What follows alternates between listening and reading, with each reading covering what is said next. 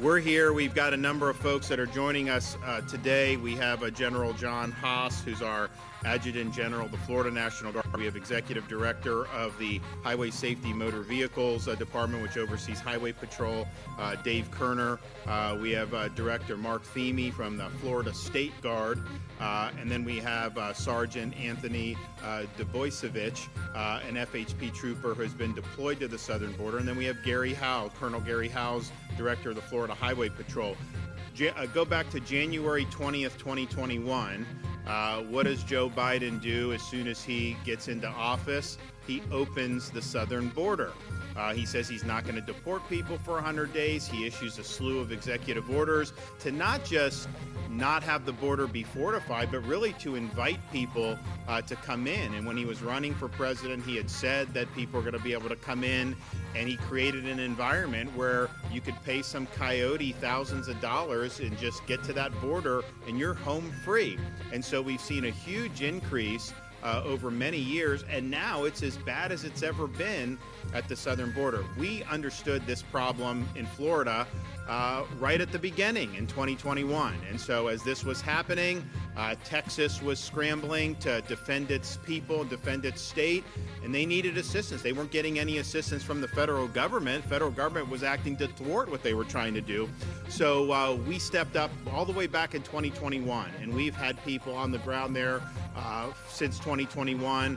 We've had National Guard, we've had Highway Patrol, Fish and Wildlife, Florida Department of Law Enforcement, you name it.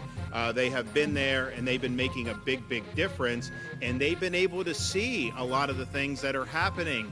You know, we have our folks from FHP.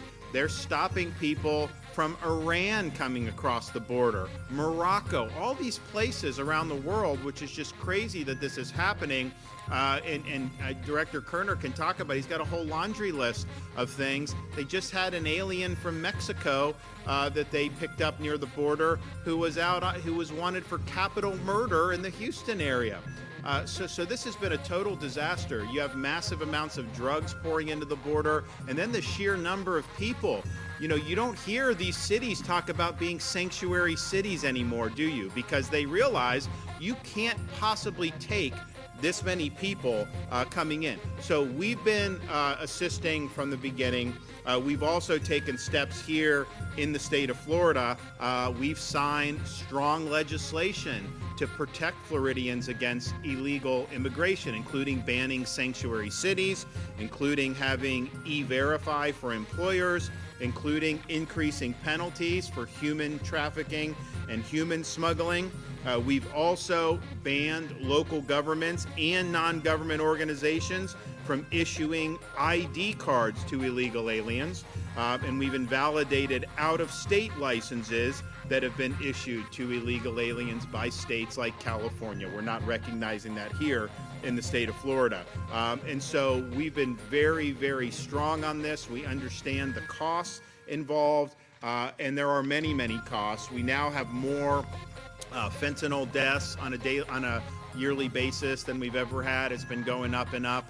We've done a lot to stop that here in Florida, and we've had some success in slowing the problem. But when you have this much coming in, I mean, I think they just did, 15,000 pills that they just seized in Florida. Fentanyl pills. They were disguised as Oxycontin. They were really fentanyl. And I've been doing this now for years, raising the alarm on it. When you talk to parents who've lost kids from fentanyl poisoning, a lot of times it's in one of those situations. They think they're taking an Oxycontin or something, which, you know, they shouldn't be doing. But if it's laced with fentanyl, you could be poisoned to death right there. So all of those fake Oxycontin that are fentanyl, you know, those are potential death sentences to anyone that takes it. And so we see that. And the human toll has been incredible that this is happening. Biden has the authority to close this border today if he wanted to. He lacks the will to get the job done. He lacks the capacity to see the problem for what it is and to get the job done. And so the American people are basically left scrambling, and they're left to have to deal with this all on their own. Now, we've done a lot. FHP troopers since 2021 they've intercepted 150,000 illegal aliens.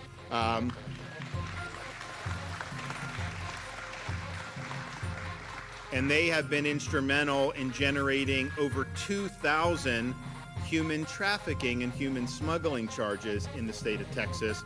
Our National Guard have helped staff observation points, patrols, and they have helped with fencing and barriers.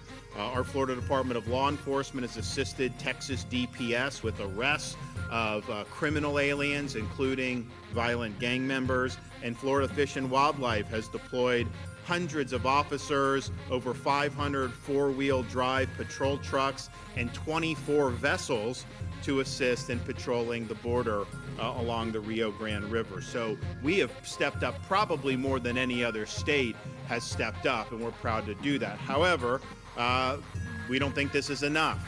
I believe that a state has a right to fortify its own borders. And so if Texas is helping to erect barriers, putting up razor wire, doing other things to keep illegal aliens out, I want to be helpful with them doing that. I don't want to be part of the federal government trying to tear down these barriers and let more people in illegally. This is crazy that this is the case. So today, we are going to fortify our presence along the southern border. We're providing up to 1 battalion of Florida National Guard, as well as our first ever deployment of the Florida State Guard.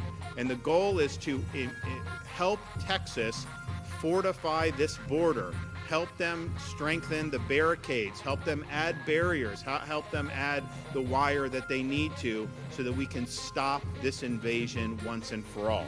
And the states have to band together. The states have to band together to be able to defend the rule of law. And we see the problems, the drugs, the crime, just the sheer number of people. What has that done to hospitals? What has it done to education? It's just, you just can't do it. I mean, we probably have had 10 million come illegally since Biden's been president, but that number, even if that was legal, we cannot absorb that many people. It's just not the way you do business. It's not the way you run a country. But it's also a larger issue. You know, if we don't have a border, then we are not a sovereign country. You either have a border or you don't. You're either a sovereign country or you're not.